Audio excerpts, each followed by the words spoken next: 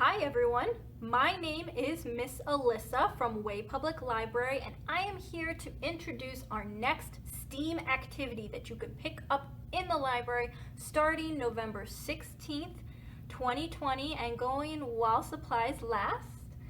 The next activity that we are offering is a pretty unique one. In the past, we've given you baggies that have all the supplies that you need for some sort of building activity or an art project. Instead, we have something pretty new. We have a house plant, more specifically a baby spider plant that you can pick up for free at the library while they last and experiment with this at home. So these plants and any house plants are a great opportunity for you to learn about plant life that surrounds us, as well as responsibility. This is a living organism that has a few needs that you'll need to provide for it in order for it to live. Thank you so much to Rose, a staff member at the library, for giving us all of these pups that we're going to be handing out. There are some on the table here, but there are many, many more that I haven't brought out for this video that we will be handing out at the library. So thank you, Rose, for these. Right here, I have an example of a spider plant, which actually belongs to me. So this is not the spider plant that all of these babies have come from. This is another mother plant, much smaller, I expect, than what Rose must have at home. So you come to the library and you pick up one of these pups, and now you want to know how to care for it. What do plants need to survive? You've probably talked about this at school or at home before. What do they need? They need light and water, right? Spider plants are famously easy to care for. They don't have a ton of special needs, but this one, or whatever one you pick up, this pup is brand new, just getting started, and has specific needs because it's so small and delicate, right? It still needs to develop its roots. In fact, that is the challenge really of this activity that we're giving you, is to help the plant develop a root system. Right now, it is just sitting on top of soil and it does not have roots yet. Those still need to grow. So you need to give it light and water for this to happen. Light, you can really put it by any window. It's not super picky. If the window is very cold and drafty, maybe instead of putting it on the windowsill, put it back at a table that's close to the window instead. It doesn't like the cold any more than you do. If your window is very sunny, like a south-facing window, and it gets lots of sun all day, that's fine. You'll just need to keep in mind that it will need watered more often if you put it in a super sunny spot. The more sun it's getting, the more warmth that's hitting the soil and helping the water that's in the soil evaporate, which means it will run out of water quicker, which is fine as long as you're prepared for that and you know that if you put it in the sunniest spot in your house, you might need to water it more often. But put it in any window and that will take care of light. When the plant's a little bit older and larger, it does not need to be super close to a window. It can be far back in the room on top of a shelf and it will be happy, it will be fine. Spider plants are okay at a distance, but while it's young and we want to help it grow those roots as fast as possible, keep it close to a window.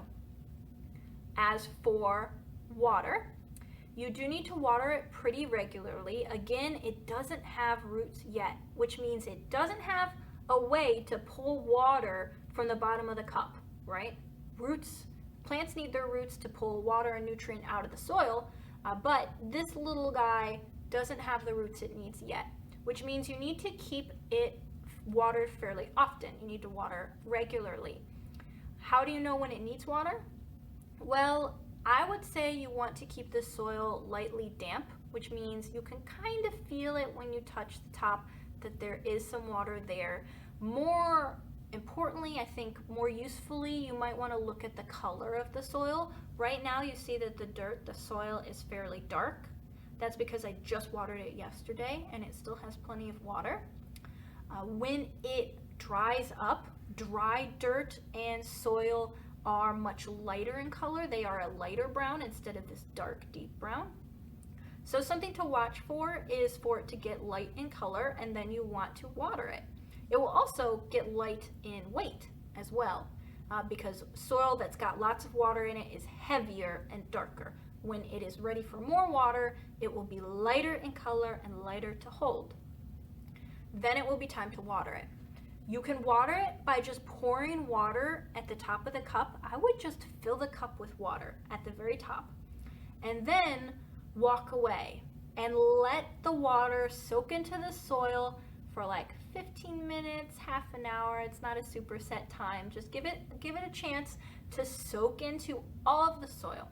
And then there may be extra water in there. If there is extra water, we don't really want it to stay in the cup because it will harm the plant. It might help the plant get all rotten, like if you put food in a container of water overnight, it would get it gets all soggy and it disintegrates. So you don't want to leave the plant sitting in more water than it needs. You can either let it soak in water for like 15 minutes and then just lift it up and dump out the extra water. That's all I've been doing, is filling the cup with water, leaving it alone for a while, coming back and tipping it and getting the extra water out. That was just some soil that fell out right there. It happens. So that's how I would care for it for a while. You could also put some holes in the bottom of the cup to add something that we call drainage. If you put a couple little holes in the bottom of the cup, that would be another way for extra water to get out. And then you would probably want to put the cup on top of something to hold the water, like a little plate or something to catch the water in, so it doesn't make a mess.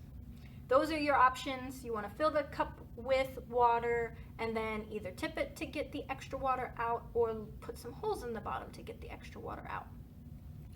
So those are the main things you need to encourage the roots to grow.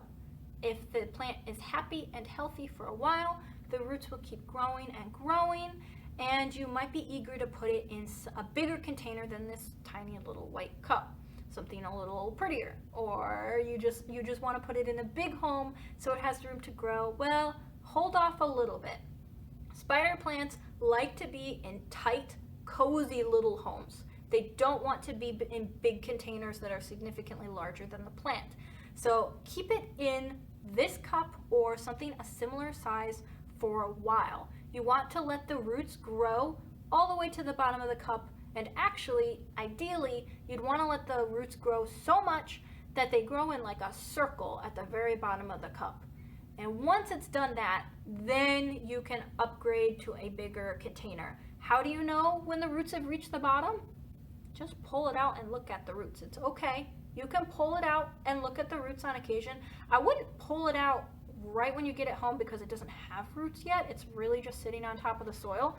But after a few weeks, a month, pull it out, look at it, and see how far the roots have gotten.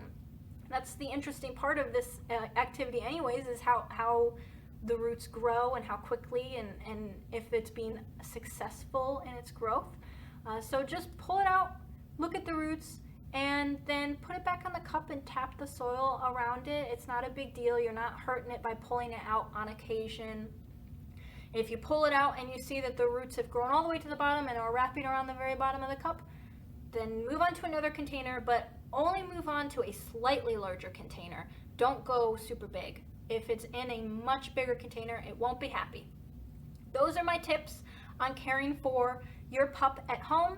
Caring for a mature, older spider plant is a little bit different. Usually you just water it less when it's bigger, and like I said, you don't have to put it as close to the window, though it would be happy at the window. It wouldn't hurt. They're not picky. As long as you can help it grow those roots and get established in that way, it will be good to go. It'll be a happy little plant.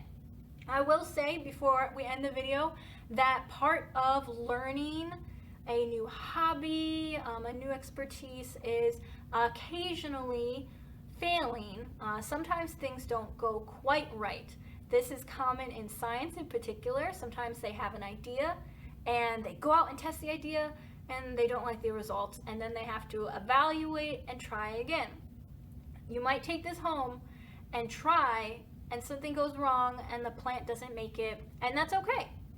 it will be easy to find another spider plant and try again. And now you've learned something about how to take care of it. And you can try all over again. I have lots of plants at home, and I have killed lots of plants at home too. It happens. It's part of learning. So the important part is that if you enjoyed it, if you like having the plant and you want to keep going, you can find spider plants at the store. You probably have family or friends that own a spider plant and are happy to give you a pup. You for sure have a librarian that owns a spider plant and is happy to give you a pup. So let me know if you want to keep trying. You got one of these guys at home and it didn't quite make it. You want to try again. Let me know. If I have any pups available on my plant, it is yours. You're happy to have it. I hope you enjoy these little guys and have as much success as possible. Let me know how it goes, and I will see you in the library soon. Bye.